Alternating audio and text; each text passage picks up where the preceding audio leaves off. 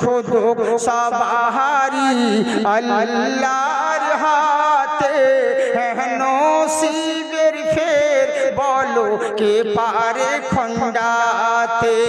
সেই তো পারে সওদাগরে, সেই তো পারে সওদাগরে মিসকিন বানাতে।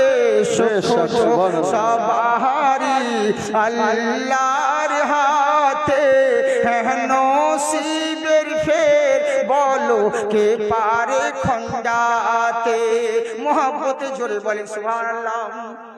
কে শোনো ও গো মুমিন শোনো,